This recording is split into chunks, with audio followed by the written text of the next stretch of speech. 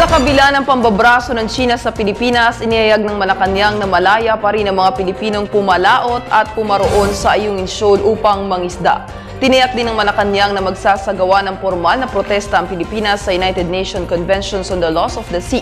Umaasa din ang pamahalaan na agad magsasagawa ng aksyon ng United Nations at mga kaalyadong bansa upang pigilan ng China sa pang-aabuso ng kanyang kakayahan sa pinag-aagawang teritoryo.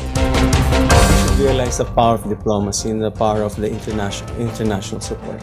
I think that's one that's the reason why we have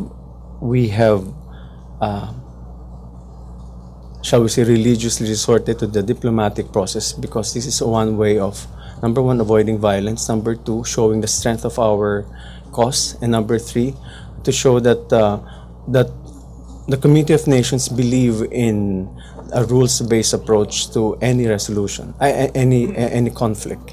So that's the means by which we are exercising our